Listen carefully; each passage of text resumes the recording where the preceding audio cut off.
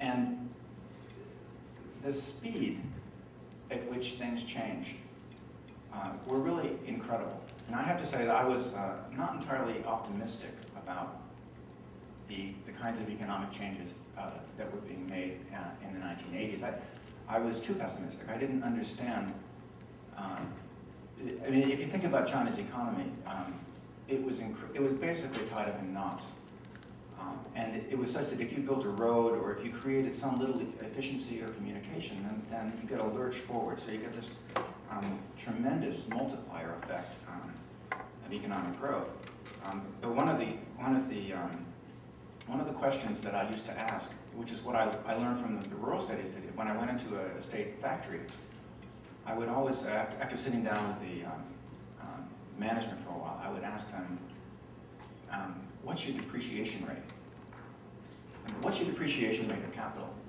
And this was a wonderful question because it would, they would start looking at each other, you know, and he said, he knows. And the thing about depreciation rates is it's a wonderful way to hide profits or overstate your profits, depending on what you want to do.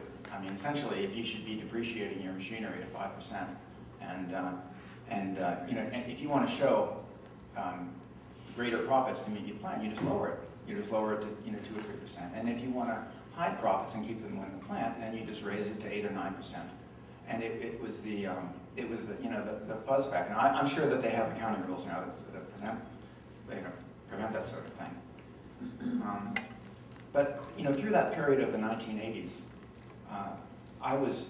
it was really an incredible time to be visiting China because there was reform after reform, incredible growth, a great sense of optimism, and people used to like Americans back then. I mean, there was a sense about America, being a nice place to learn from.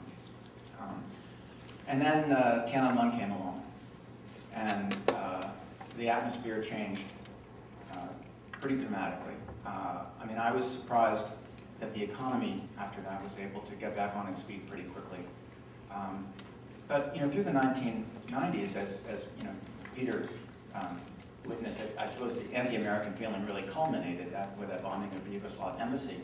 But there was a sense of resentment and nationalism and national pride, and there was, of course, a very deep basis for that national pride when you look at what China had achieved. And I think an underappreciation often in the United States about the extent to which the lives of Chinese people had really improved in a material and concrete way, and the extent to which not political freedom but other kinds of freedoms expanded exponentially.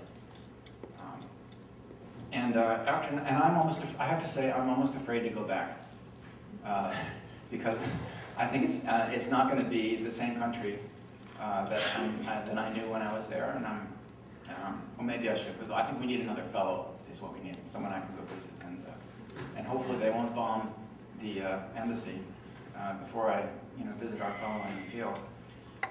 During that 1983 visit to Beijing, I knocked on the door of Takashi Oka, and that's the first time that I met Tak. Of course, I had known about Tak for a long time as a former Institute fellow, as a very distinguished journalist from the Christian Science Monitor. And I just want to ask Tak to talk a little bit about the China that he discovered when he arrived there, and the kind of work that he was able to do, and then the China that he's seen.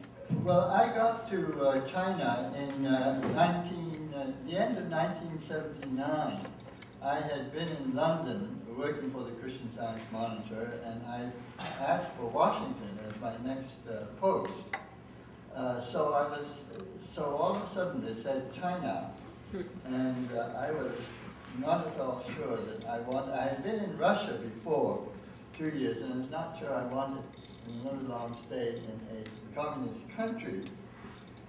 But my wife and 2 children had been listening to the telephone conversation, and they said, "Oh, take it, take it. We would love for you to go, because then we can come and visit you." And so that's how I went to China. We landed in the end of November, and this was just the last gasp of the so-called democracy wall, what the correspondents did every day was they went to the, you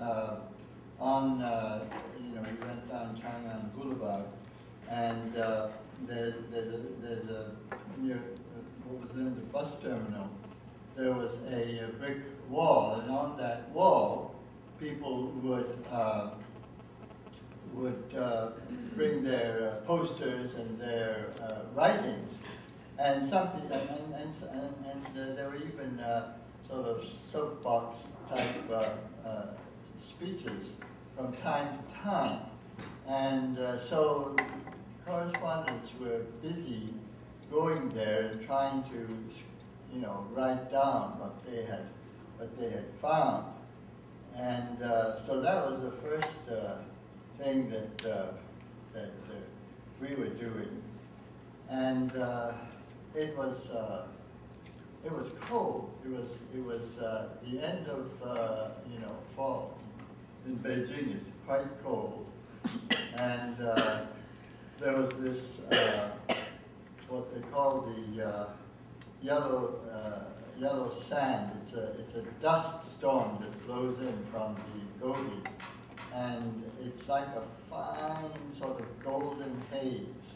And you notice, because it leaves a thick mark on all the cars that are parked, and we sort of acclimated ourselves to these things. I would say the main difference between China and Russia in terms of experience was there was no comparison in the quality of the food. Chinese food, even when it wasn't, sumptuous, it was always quite, we enjoyed eating it. The other thing I noticed was that the first night the first morning, we were put up at a hotel called the Geithner, which is not far from the center of town. And I noticed that the streets were so quiet. There just seemed to be no, we were in the middle of a huge city, and yet there was no traffic noise that I could discern. And only this kind of tinkling of what seemed to me like the tinkling of bells. And when I went out for a walk in the morning, because this was at night, we discovered, of course, that it was from all these thousands of bicycles that people were riding. And it was, they make very little noise compared to cars. And it was also the tail end of the period when people could come with carts, with horse carts into the city, and even camels, so you would see the occasional camel bobbing along. And the attire of the people was entirely, Robert Dylan wrote this book called Blue Ants, in which he likened the Chinese to blue ants, and they were all, you couldn't tell who was a man and who was a woman because they were all wearing caps, and they were all wearing these blue, sort of Mao-type suits and leggings to match. And then shopping came in, and all these reforms started coming in. Foreign capital came in. Hotels, the first hotel that was owned by a foreigner was, I think, called the Jianguo. And the waitresses had white shirts and green skirts, and they were short skirts. And nobody had ever seen that in China before.